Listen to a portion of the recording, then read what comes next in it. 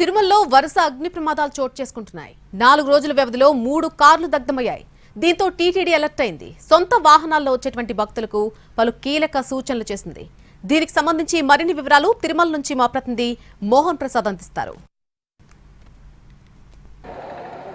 తిరుమలలో 4 రోజుల వ్యవధిలో 3 కార్లు దగ్ధమైపోయాయి. ఒకటి మొదటి ఘాట్ రోడ్లో జరిగితే మరొకటి రెండవ ఘాట్ రోడ్లో, ఇంకొకటి తిరుమలలో జరిగింది. నిన్న అర్ధరాత్రి 11 గంటల 45 నిమిషాల సమయంలో మొదటి ఘాట్ రోడ్డుకు సంబంధించి భాష్యకారుల సన్నిధి వద్ద కారులో అగ్ని ప్రమాదం జరగడం, మంటలు చెలరేగడం, అదే సమయంలో అక్కడ ఉన్నటువంటి భక్తులు నీటితో ఆ మంటలను అదుపు చేసినటువంటి పరిస్థితి. ఇలా 4 రోజుల వ్యవధిలో 3 సార్లు అగ్ని ప్రమాదం జరగడం, అందులో ఒక కారు పూర్తిగా దగ్ధమైతే మరొకటి పాక్షికంగా, ఇంకొకటి సగం వరకు కూడా దగ్ధమైనటువంటి పరిస్థితి.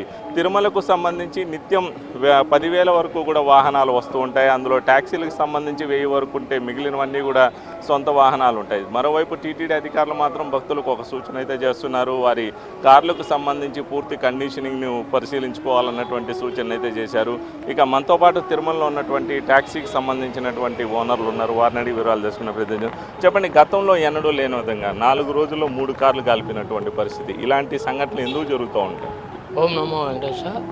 ఎందుకంటే ఇప్పుడు కంటిన్యూగా వాళ్ళు అక్కడి నుంచి ఒకవేళ లాంగ్ నుంచి ఒక 300 కిలోమీటర్లు 400 కిలోమీటర్ల నుంచి వాళ్ళు కంటిన్యూగా ఏసీ వేసుకొని రావడము, ఆ వెహికల్ అట్టే నడిపించి కొద్దిసేపు కూడా ఒక 5-10 నిమిషాలు కూడా ఆపకుండా కంటిన్యూగా ఏసీ అనేది పోవడంతో బాయిల్ అయిపోయి, ఆ రేడియేటర్లో నుంచి బాయిల్ అయిపోయి హీట్ ఆ వైర్లకు టచ్ అయిపోయి బ్యాటరీకి కనెక్షన్ వచ్చి ఆ నుంచి మంటలు వచ్చేస్తుంది.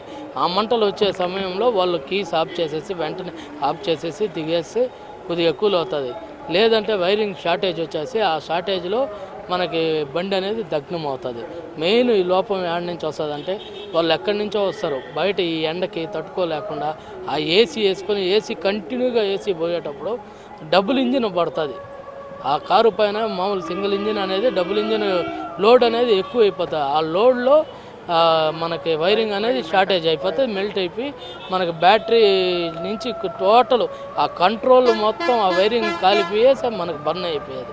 మీరు చెప్పండి, అంటే 3 ప్రమాదాలు చూసుకుంటే ఒకటి వేకువజామున జరిగింది, ఒకటి అర్ధరాత్రి జరిగింది, ఒకటి మధ్యాహ్నం జరిగింది, ఒకటి పార్కింగ్ చేసినటువంటి కారులోనే జరిగింది. ఇలా ఎందుకు జరుగుతూ ఉంటాయి? అదే సార్, ఎక్కువ టెంపరేచర్ వల్ల ఈ విధంగా జరుగుతుంది.